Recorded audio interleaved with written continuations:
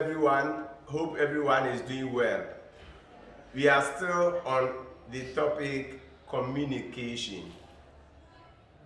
The last time we met, we were talking about the communication media. We talked about written method or media. We also started the oral communication. I wanted to capture everything in respect of communication media in the fifth video, but due to some technicalities, I was not able to do that. So today, I'll be continuing from where I ended, and that will be the advantages and then the disadvantages of oral communication. When we are through with that one, then we continue with other means or method or media of communication. So this is what we are going to look at today, the overview of what we are going to have today. The advantages and then the disadvantages of oral communication. When we are through with that, we also look at non-verbal communication. Then from there we come to visual communication. We also look at audio-visual communication. Then we look at print media, and then we shall end this one with electronic media. So let's start. The advantages of oral communication. Now, once we have learned about the advantages and then the disadvantages of written communication, that of oral communication becomes very simple, because some of the advantages of written communication become disadvantage of oral communication and vice versa. So it's very simple. We wouldn't waste my time here. The first point, very simple, is that it is least expensive. If you compare the written communication, remember you learned that the written communication is expensive. But when you come to the oral communication, that one is less expensive. So that is for the first one. Then the second advantage is that for the oral communication, you can have immediate or what we call spontaneous feedback or reply. The moment if you are there with the person, either face to face or on phone or whatever it might be, when you request something, the person can give you immediate feedback. If you ask the person a question something, the person can give you immediate or spontaneous feedback, which is not possible when you use written communication. So immediate or spontaneous feedback or reply is possible. Then the oral communication also avoids delays and red tapeism. I explained this one under the written communication as a disadvantage, but here it is an advantage. There is no delay. You don't wait to get a reply. So that is for that one. Then the next one, if it is oral face to face, you are there with the person, or even if it's on phone, you can, if there is any misunderstanding, that misunderstanding can be resolved or it can be cleared immediately. So that is for the advantages. Now let's go to the disadvantages of oral communication. Number one, you remember the written one, we said there is record so that you can make reference in future. Here, there is no formal record. So in future, if you want to make reference, it will be very difficult for you. Then another disadvantage has got to do with distortions. You know, when you are using if it passes through a long chain of command, this one we explained under written communication. When oral communication passes through a long chain of command, there are distortions at each stage. The information you give to the person as it goes, they add, certain things are taken away, and so on and so forth. So by the time it gets to the final authority, you see a lot of distortion, and you may not get whatever you wanted to have. So that is for that one. Then the next one, we have learned as an advantage that there is immediate feedback. But what is the disadvantage? Look at it. You see, because of that spontaneous response, which is the immediate feedback. You see, when you give spontaneous response, at times you don't even think of through before you say it. But if it were written, you write, you go through, you can even give to someone to edit for you before it is dispatched. But here, what we are saying is that spontaneous responses are not carefully thought of. Then the fourth one, very simple, straightforward. We have talked about it as an advantage when we are talking about the written communication. Here it is difficult when information is supposed to be transmitted to several directions. You have to be there yourself. You have to be there yourself. Even though these days you can have a conference on phones, you can have video conference, you can have audio conference, but there are some of these things you have to move from one branch to another. But if it's a letter, like the circular, you write and then you can dispatch it without you being present. So that is for the advantages and then the disadvantages of oral communication. Now let's move to non-verbal communication. Non-verbal. What is the meaning? When you say verbal, what does that mean? Then here we are saying non-verbal. Non-verbal. So the first thing you have to know, what is verbal communication? Now as I stand here, this oral communication is verbal. Written communication is also verbal.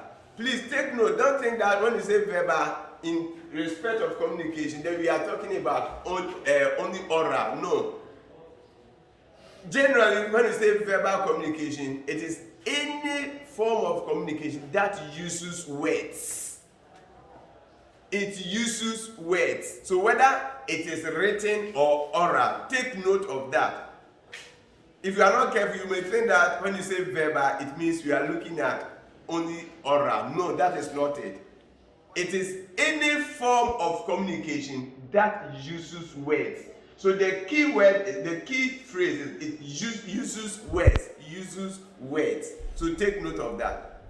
So what then is non-verbal? If verbal is that one, then non-verbal, not verbal. That means any form of communication, when you send information to somebody and you don't use words, either written or oral, take note of that.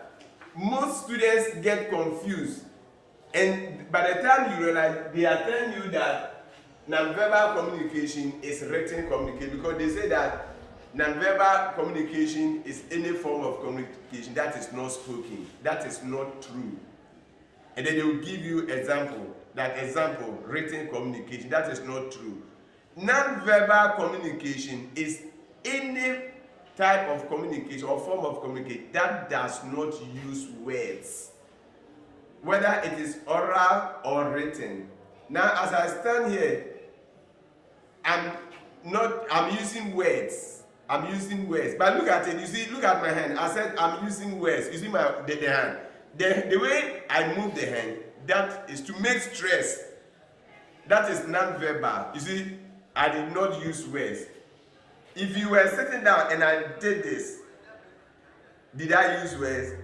But what does that mean? If I did this, if you were sitting down and I did this, did I use words? No. That is what we call non-verbal communication.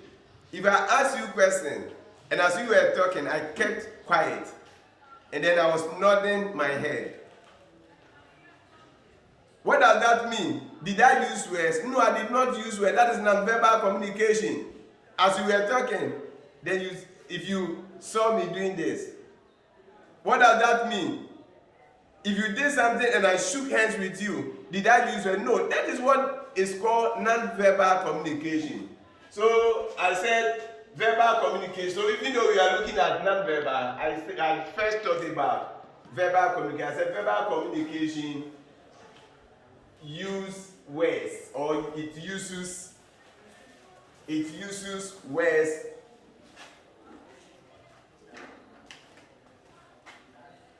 the non-verbal communication. Okay, there is a non-verbal communication uses words, whether it oral or written. Then the non-verbal does not, that's why you see, does not use words, whether written or oral. So examples, that is forms of non-verbal communication. When I say examples of non-verbal communication, we are looking at the forms of non-verbal communication. And the first one, gestures. Others say gestures. Now what are they? They are the visible bodily actions.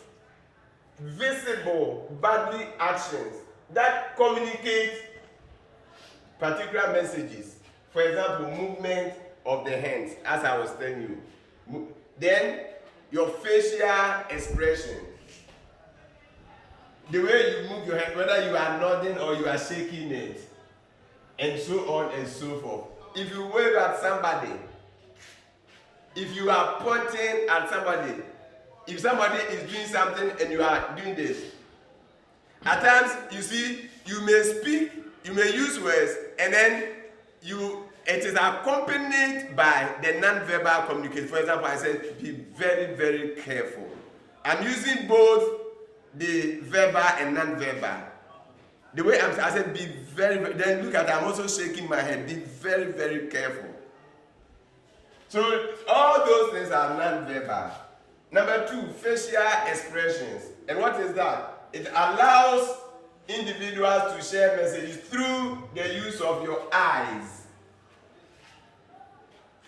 The eyebrows, the mouth, then facial muscles. Examples include smiling. If somebody is doing something, they smile. What does that mean? Another example is frowning. If you were doing something and then somebody frowned, what does that mean? Then rolling the eyes. What does that mean? If somebody rolls the eyes, what does that mean? Scolding. And when you say scolding, that is when you are so much angry or bad-tempered. What does that mean? So all these facial expressions, they are all forms of non-verbal communication. Then your appearance, the way you even dress, that is a form of communication. You can dress and somebody will look at your dressing and say, you are proud. Somebody can look at your dressing and say, you are arrogant. Somebody can look at your dressing and remark positively too. So your appearance can also be a form of non-verbal communication. Your tone, you see, as I was speaking, you see, I'm speaking, that is oral. But you see, then at times I raise my voice. At times it comes down. So the tone is non-verbal. The tone. Now you look at somebody too and say that he was annoyed. The way he spoke, not necessarily the words. So tone, the pitch, whether high or low, is also non-verbal communication. Now, you are in school, if you hear the siren, you know that when the siren goes at a certain point in time, you know the school is calling you for assembly. I remember when I was a bare boy in secondary school, anytime there was going to be kit inspection, I was called to ring the bell. And the way I ring the bell, the students will know that wherever they were, even classes time, and they did that during classes time, I'll ring the bell, and as I was ringing the bell, you knew that you have to go back to the dormitory. So siren is also non-verbal communication. If the ambulance is coming here, what does that mean? Who is talking? And why are other cars moving away from that ambulance? So that is that. So all these are forms of non-verbal communication. You remember I have put on your platform an article on non-verbal communication, and I've asked you to read everything. So you should read that article, and as you read it, you are going to have a lot of, it's an article that has been written by somebody on non-verbal communication. So you learn about several forms. This is where you get to know this term. You see, here I use gestures, but you will see this word. Is it close? Kinesics, and which is looking at another term for the gestures. So as you read, you come across all those things. Examples of these gestures, as I talked about, if you do thumb up, what does that mean? Thumbs down, what does that mean? When you are even sending message on your WhatsApp, you use these emojis. And they mean that they speak. They speak. So all those are non-verbal communication. So that is for that one. Now let's move to visual. You are business students. You know some of your friends are visual art students. So what does that, when you say visual, what does that mean? So visual communication. You are using that when you use diagrams. You see, you are within economics. In economics, you use diagrams to explain certain concepts. Demand. When you say demand is inelastic, your teacher will use a diagram to show you that, and a whole lot of other things. So diagrams are used in communication. Charts are used. You remember when you were in school, one of your projects was that you came out with a chart, organizational chart. So that chart was visual. So visual communication, maps. Geography students, they use maps. In mathematics, you use graphs. Posters are also used, cartoons are used to send messages to people. So when you use these things to send information to others, then you are looking at the visual method or the visual media of communication. And so what is it? So I said the visual, that is visual elements. So this, that, and that, they are all visual elements are used to get messages across. When we use visual media, you see, if you attend in-service training, if you're in an organization, you attend in-service training, I've explained to you what is meant by in-service training. You are in service, and then you go for training. You use all this, you use charts, the flip chart, and other, some of these diagrams to explain certain concepts. They make it clear to you. So that is for that one. Then we have audio visual. So audio means hearing. So radio is audio. Visual, you see. So audio visual. If there is any equipment that makes it possible for you to see pictures and hear sounds at the same time, then it is audio visual equipment. So for example, television. So I said audio visual, it makes the use of both the eye. So you see, as you say that you are watching television, you see pictures. So both the eyes and the ears, and you hear sound simultaneously. It means at the same time. So you see and hear at the same time. The audience, that is the receiver, see and hear the message at the same time. For example, the use of television. When you are watching television, words are spoken and then pictures are also seen. So that is for that one. And television becomes an audiovisual equipment. There are other audiovisual equipment. So that is for that one. Now let's move to print media and then electronic media. These are simple ones that you know. It is also called the mass media or mass communication. What is mass? That means it makes a lot of people see or hear the message at the same time. Mass communication. So the various newspapers, magazines, handbills, posters, banners, billboards, flyers, directories, all those are part of the print media. And so that's why I said that is the mass media in the form of printed publications.